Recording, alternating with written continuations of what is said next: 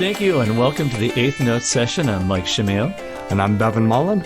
And today our guest is Cain from Kamikaze Ltd. and Landsliders. Cain, how are you doing today?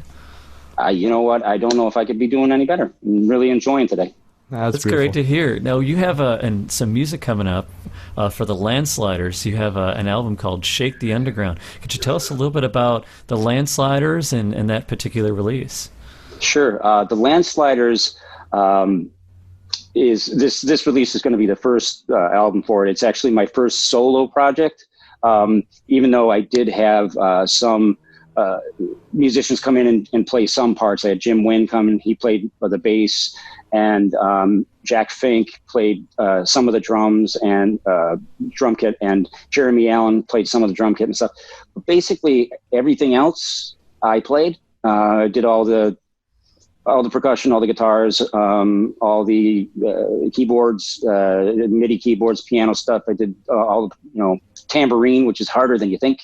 And people underestimate how important rhythm and timing is when you're using the tambourine. Yeah, there was a goal that I had for this record was to, in recording, not record like I had done traditionally. So this was my 8th record that I was on, and traditionally, you do the back line, the bass, the rhythm section, and you build blah blah blah blah blah blah blah.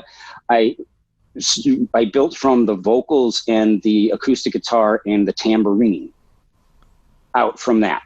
And so you did it completely from the opposite direction. Yeah, and the thing was, I wanted everything. I didn't want a drum kit to drive the pulse, because that can get cluttered, even though I have a fantastic drum. I mean, Jack Fink is a fantastic drummer, but I wanted to find the pulse in the song and then illuminate that with the tambourine as a percussive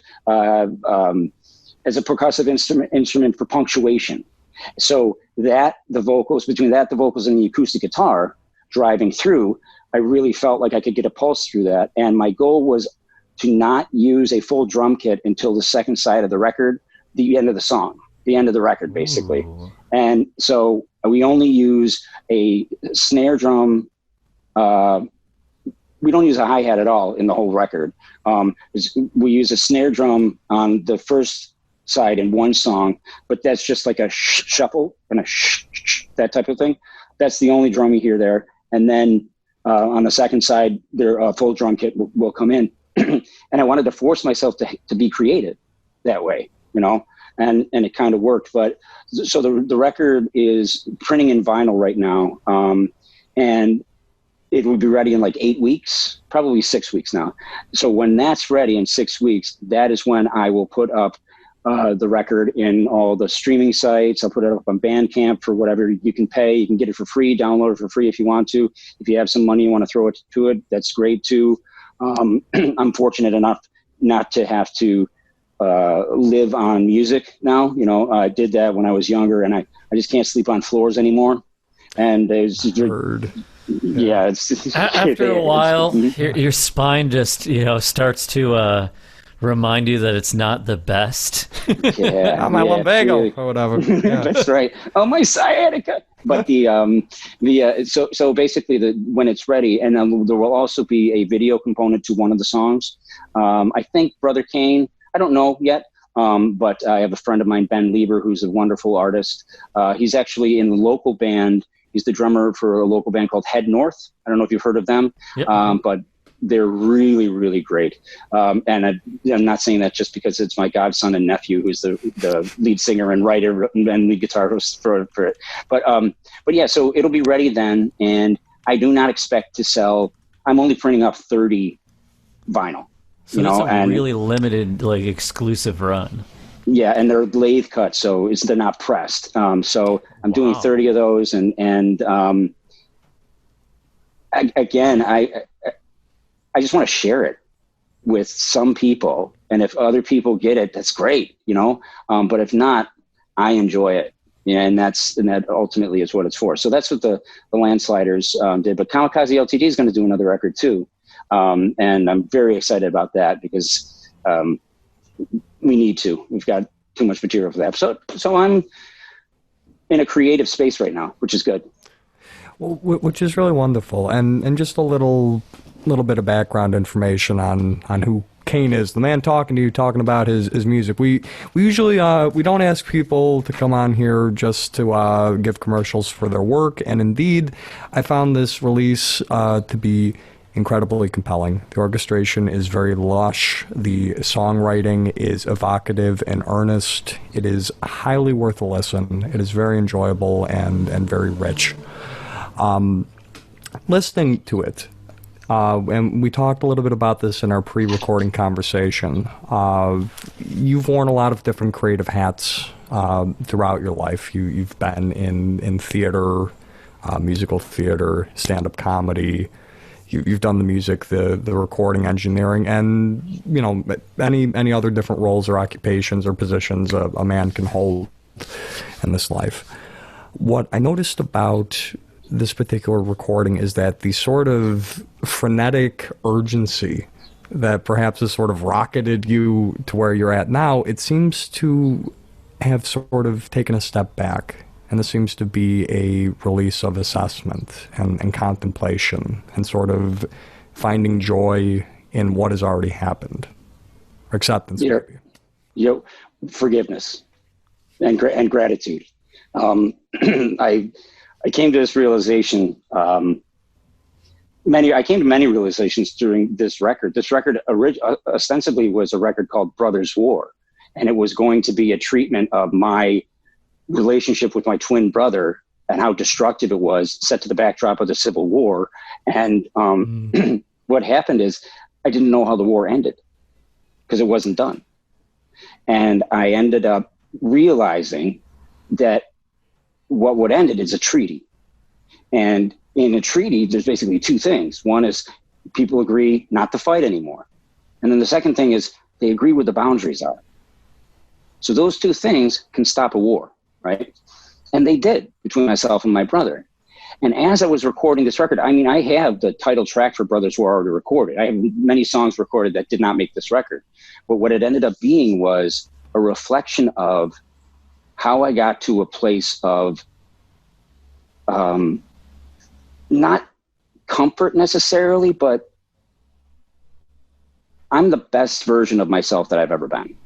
I know that. And it doesn't mean I'm great, but it just means that for me, I know in my heart that I'm the most true to who I am. And I'm also the kindest version of me, even though I can be a little bit abrasive and I can be a little bit bellicose sometimes. But when it comes down to it, I know I'm a kind man. And that came from being kind to myself. And I realized, real quick about this, I realized that I used to try and find happiness. And I thought that was the idea. But I realized that happiness, you can't be happy all the time. So why waste the energy on something that I couldn't be all the time searching for it, right? So I thought, well, what can I always find when I look for it? Gratitude. So now I don't search for happiness, I search for gratitude, and I find gratitude and happiness follows. And it's just funny how where I am. Happiness is that, like, it's actually a byproduct. You can't chase it directly. And when you take care of the other things in your life that you need more, happiness comes out of those things. It's sort of like, and when you learn that, it really does like change a lot of things in your life. It's like, oh, like I don't have to like kill myself trying to chase this thing. It's like, no wonder I can never reach it when I want to reach it. It's because it's not the thing to chase. It's the byproduct of other things being, sorted out. And it's great that you found that. And I think too, it's a kind of artistic realization or emotion that we do critically need in a time like this, and not even for reasons of the civil unrest. But it's easy to forget too that this is also Pride Month, and the memory of events like Stonewall still hang in the air. In terms of that, how does that connect to the present moment? For me? Yeah, for you. It connects to the present moment because I have just realized over the last week, like in my life, like, hey, you caught me at a good time. It's like I've just realized that sometimes shit needs to break to get attention. If real change is going to happen out of something that is just absolutely entrenched and violent and disgusting and difficult, and I'm part of it, and even it's sinister. It's in me, and it hides. If anything that's going to change, it's not going to change simply by somebody taking a knee. That started it. But what is going to happen is, guess what? I mentioned earlier, Kimberly Jones. She's wonderful, and she said, this really struck me. She said, people say, why are you burning down your neighborhood? And she said, it's not ours. We don't own anything. It was a powerful moment. And then she said, so why should I give up about your Target or the Football Hall of Fame? You know, as far as I'm concerned, she said, as far as I'm concerned, they can burn this bitch to the ground, and that still won't be enough. And then she says, and I love this, she says, and y'all just are lucky that Black people are only looking for equality and not revenge.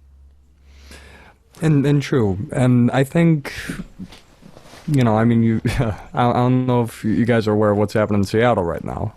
Oh yeah, that's the autonomous zone? The new anarcho-syndicalist collective.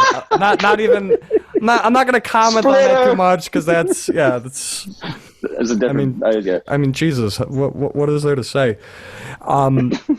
It definitely.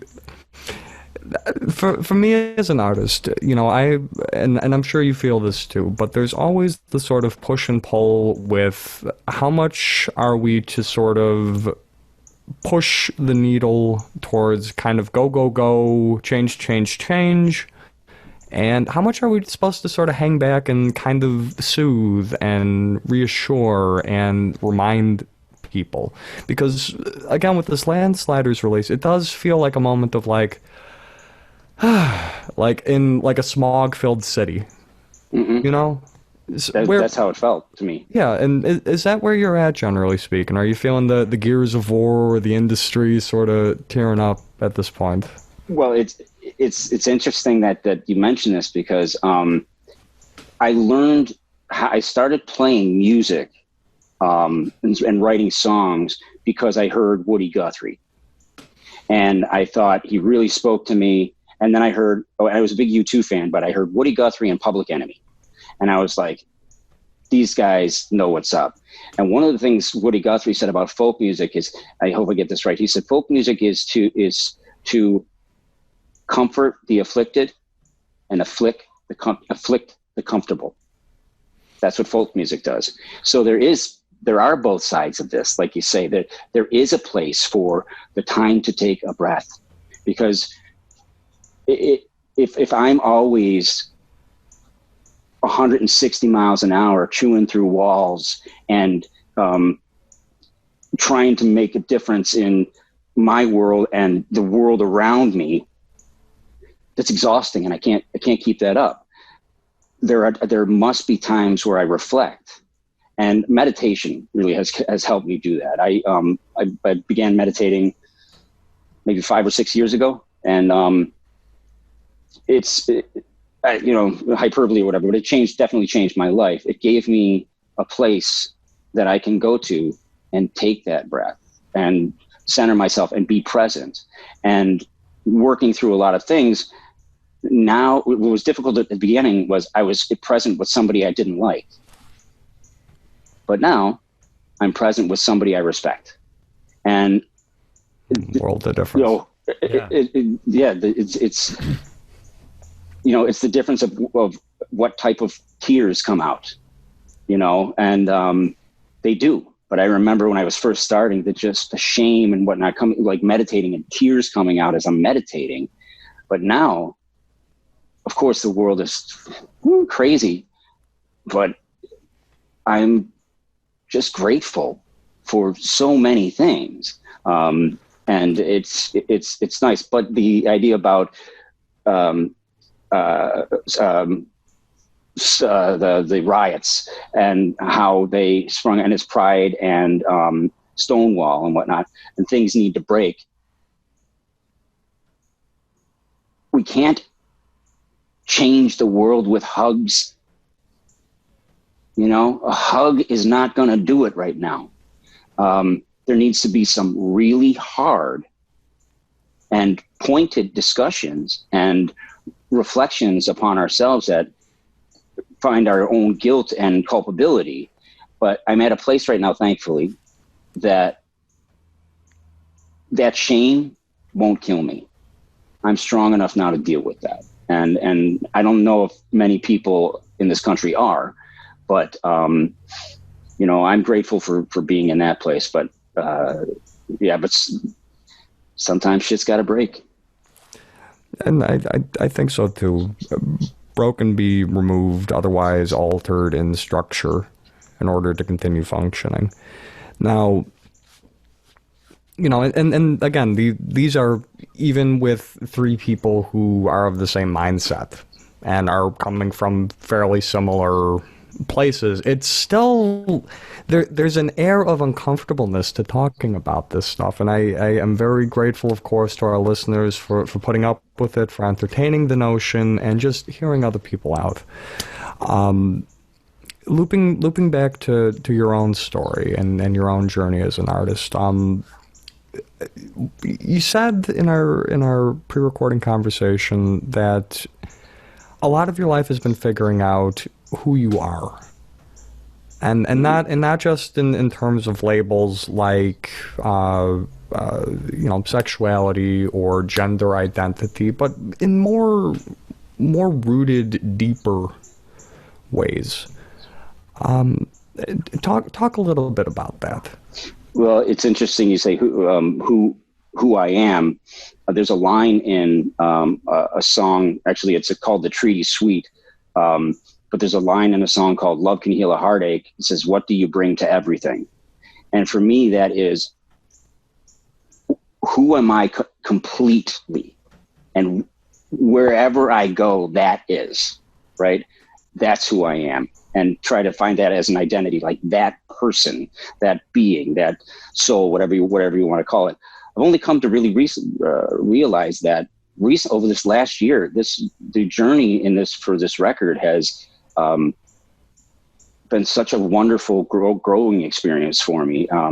As an artist, I can't think of any better outcome. You know, already, you know, for the record, I'm proud of it and stuff, but oh my God, that's what art does. It reveals rather than conceals, right?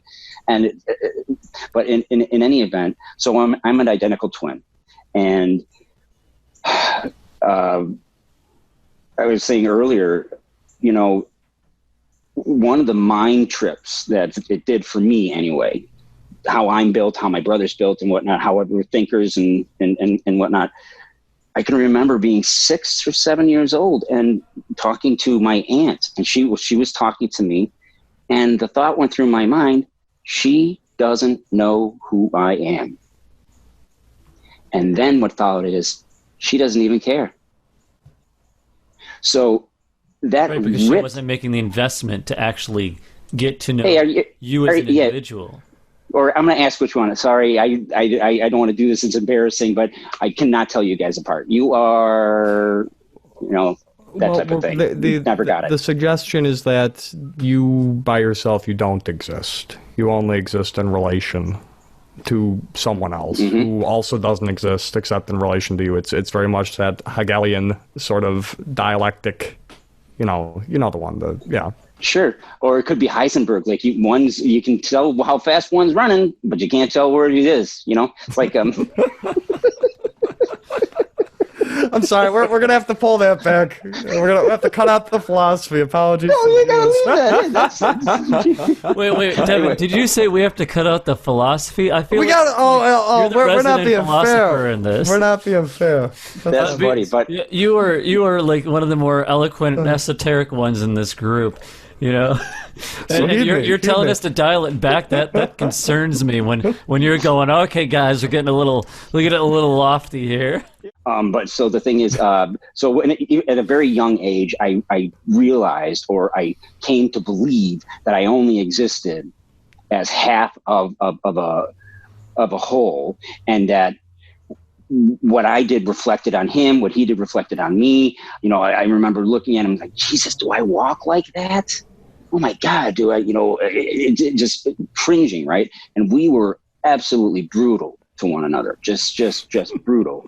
As bad as you can imagine that two like really sharp-tongued, smart asses could be to one another, and we were just vicious. But so that was, we just beat each other up all that way, and yet stayed in the same room. Graduated from high school together. Moved down to Atlanta, Georgia, together to play music. Went to college and played music in college. Went to the same college. Moved down to Atlanta, Georgia. Played music down there together and lived together.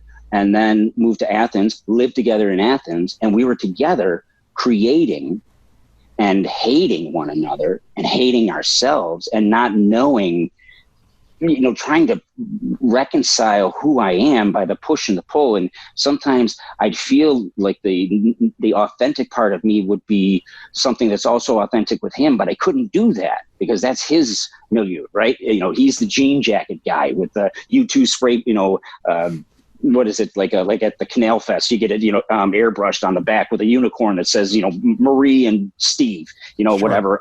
Yeah. like anyway, but that's him. But so, I couldn't do that. So I had to be the preppy one so I'm pushing against what I naturally feel like I should go to. And it was very, very difficult. And so the record, like I was saying, was originally going to be Brothers War, just, using music and songs to explore that concept. And, but the war wasn't over until last summer, really, when I kind of like about 3 months into the record, the war ended with a treaty. And my brother and I had the biggest fight we ever had in our life.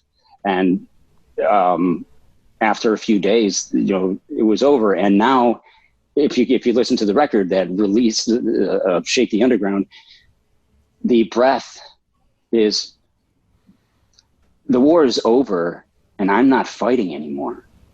That feels really, really good. Especially after such a long time. I mean, you know, something that you like experienced for, you know, a very large portion of your life to finally come to the point where the fighting has stopped and at least you guys have reached some sort of agreement upon something.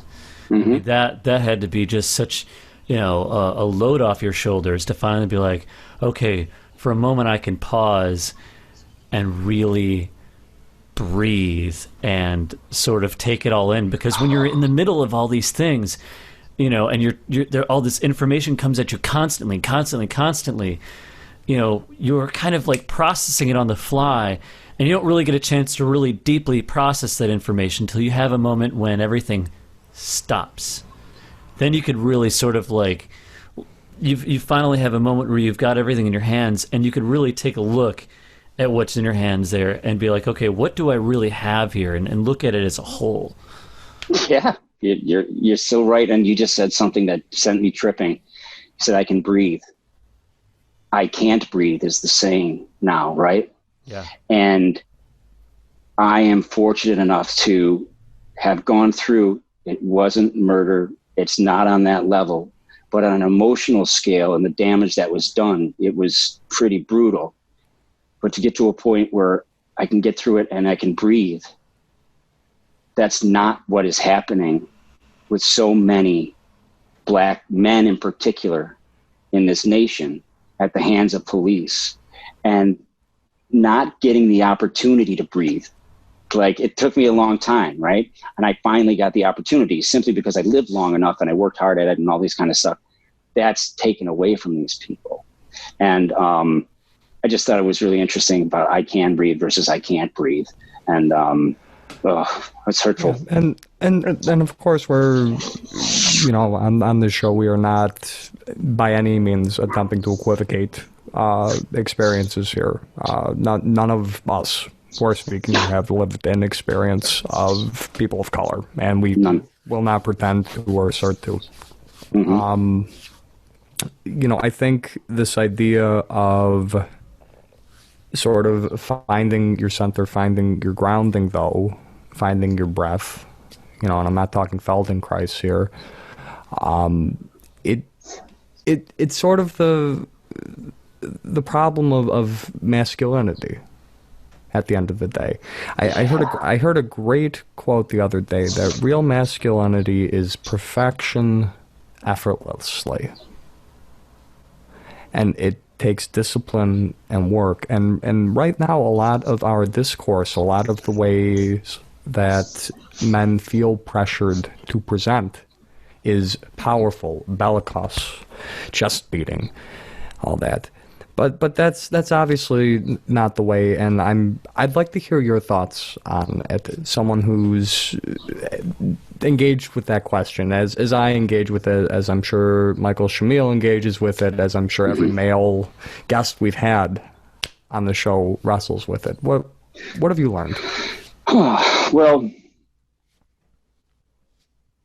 what I've learned, what I believe, is that the masculinity, or what passes for masculinity in this society, in this culture, is rooted in two things: fear and greed. And those two things are destructive. They really are. They're destructive. And the fear is so deep-seated, and it's so its tentacles are everywhere. What I want to say about the masculinity and the concept of that, there's so many parts of it. I just would say there's so many different things. But what first comes to mind for me right now is the concept of the alpha male warrior, and anybody who's not in that place is, they got names for them and whatever. Wearing a mask is an interesting concept to me, because wearing a mask now during this pandemic is somehow seen as not masculine, because you're not strong enough to do without it. Many people see it that way, I should say. What do you mean? I flex and the virus dies, Yeah, but the thing is, this is literally the men who do not wear a mask, that is the literal definition of toxic masculinity. Yeah. Like they are sharing a virus, and the way I'm built, I get a chip on my shoulder about that. I see these things where somebody coughs on, they want to be this alpha thing, and they cough on somebody who's wearing a mask. God help me if somebody does that, because I think my first impression, or my first instinct, is going to be to punch them in the mouth. Like that's where it comes from me, and that's the bellicose, aggressive me, erroneously seen as a masculine set of me, but it's actually just the inability of me to control my emotions. Well, I obviously we don't condone violence on the Eighth Note sessions. I will say, though, we are big fans of the golden rule: treat people as you want to be treated, and in all things practice reciprocity. On a sillier note, could an alternate title to your album have been "I Know You Are, but What Am I"? Because in your case, that has an even deeper meaning. Yeah, it could have been that you and your brother were both trying to search for your own identity, but also a little bit through antagonizing each other. So in a sense, there was a little bit of, I know you are, but what am I? And then it's like, wait, no, I don't know what you are or what am I, but we're trying to figure that out, but also fuck you. It's like an ontological question. Well, here's the thing. I wouldn't name it that, because there is that message to my brother in this record. And I'll tell you how. The last song on the record is a song called "You're Not on Your Own." But it's also a song that was on the first record that my brother and I ever recorded in 1994. It was an acoustic record, and it went by the name of "Don't Run and Scatter" at that point. There's in the choruses, yes, I know what it means to be afraid, and yes, I know what it means to be alone. You're not on your own, right? My brother, when we recorded it originally, he said, "Oh, we should say when you got each other" after that line. And I'm like, no, we should not, because it's not about that. It's about me telling people that I feel like you feel, right? It's not about the two of us being together. It's about that. And he said, well, I'm going to sing it anyway. And we did that record live, sitting in the same room, singing to one another, playing acoustic guitars in the same room, all one take. 10 of the 11 songs were one take through, and we kept them, and the other thing, whatever. And he's like, I begged him not to sing that line. And he said, fuck you. So he sang it, and it's on the first record. And it's been sticking with me for over 20 years. Like, motherfucker, that's a really nice song. And I got to listen to that the whole fucking time, right? So, and that was the first song I ever wrote. So are I you thought, gonna like reprise that song? I did. It's the last song on the record, and It's me doing it acoustic, and I don't sing that line, and it's a beautiful version of it. And it's kind of like, and I changed the name, so my brother, when he listens to the record, he's not going to know it until it starts. He's like, what? Why is he putting this on? Oh, that kind of thing. So 20 years later, sticking it to him. Yeah, it's like I wanted to redeem myself, type thing. But so there's that. We should be looking forward to his counter release when he makes a diss track, and you guys like have the next like big epic Well, Brothers War was supposed to be a 2-sided thing. He did his. Right. He already wrote a record called Brothers War, and it's brilliant. He's written like 5 or 6 records after the Fountains, and he's only released one of them. And he's in the process of doing another one. He's really, really talented. But in any event, he already did his Brothers War, and he already did songs. I think that are pointed at me. And they're always like, okay, let me put it this way. When he was in high school, he was in a punk band.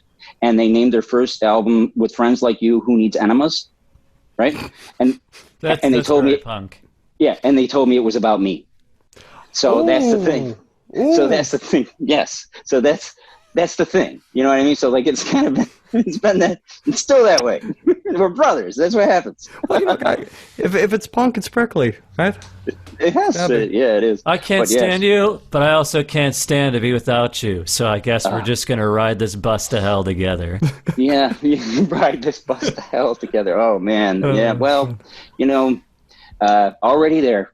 One of the things that you were mentioning earlier is that, on this album, you did like reach that point where some boundaries were created.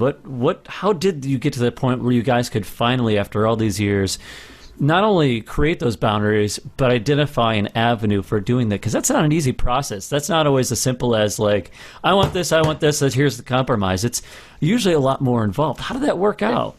It was a process. And my brother lives outside of Boston, Massachusetts. And we, despite like what I'm saying right here, we talk on the phone 5 times a week. I mean, like we're very, very close in lots of ways. And we always talked about music and all this kind of stuff. But the first boundary was he told me he did not want to discuss my music at all. I couldn't mention any music that we recorded together. I couldn't mention any music that I was working on at this point, and he didn't want to listen to it, period. Anything. And that went on for months. And at first I was trying, it's not like I was, kind of feeling him out, but I was sending him some stuff that wasn't on this record, but I was kind of working on it. I was really excited about it. And he's like, what don't you fucking get? I don't want to hear you, right? So what it took was about 3 or 4 months of not discussing fundamentally what is at the core of each of us and what I want to share with him, and being not allowed to do that, right? But I had to respect where the boundary was. And after that, organically, we began speaking about music. I let him be the one to start that. And now he's actually, he told me at the earlier part, he's like, I don't ever want to listen to your record. I don't ever want to hear anything you write, ever. That's kind of harsh. For the sake of his own individuality, though? Is that his way of saying, if I listen to you, I may accidentally be influenced by you? And in order for me to... No, it's not any of that? Okay. It's him. It's him saying, if I listen to you, I'm going to hate you even more. Ugh. Your voice just fucking sends me up a wall. Anytime I just hear you and I cringe. like that kind of thing, right? Real raw feelings there. Like family things, like family can say to one another. But like I said, though, I approached it when I finally realized exactly where the boundary was. I approached it like I approached my mother-in-law, who for the first 11 years of my relationship with my husband, we've been together for 16, married for 9. But for the first 11 years, my mother-in-law never said my name. Ever. Wow. Right? Wow. And it bothered my husband more than it bothered me. And I said, look, the only thing I can do is treat you well forever. And if that's not enough, there's nothing else I can do. So I thought with my brother, I was like, you know what? The only thing I can do is respect his wishes. And if that's not enough, then I guess I'll be sad and he'll never listen to my music again. And that'll be very hurtful, but that's what it is. But as it turns out, we both have grown. Yeah, we both have grown, and now when he hears the last song on the record, he's not going to want to hear any more music ever again. You'll be right back to square one. And honestly, I think that is a great cutoff point. Cain, thank you so much for joining us. It's the most fun I've had in an interview in a long time. Oh, good. I've really enjoyed this as well. You guys are really good at this, and you're fun conversationalists. So I look forward to the day when we can be in the same room again. I know. We'll have plenty more to talk to. We'll be at Gypsy on a Tuesday, I'm sure. Yeah. All right. Be well. Thanks, guys. Yes, and this has been the Eighth Note Sessions. Thank you for listening to us. I'm Mike Shamil. I'm Devin Mullen. And our guest is Cain. Thank you so much, Cain. Thank you. I really enjoyed it. Here is an excerpt from Other Boys and Girls by Landsliders. I'm ashamed to find that what's today, the songs we sing and what we say, won't teach the generations in the years when we are gone.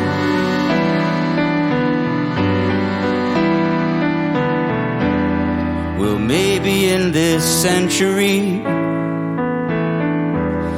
they'll build a better you and me.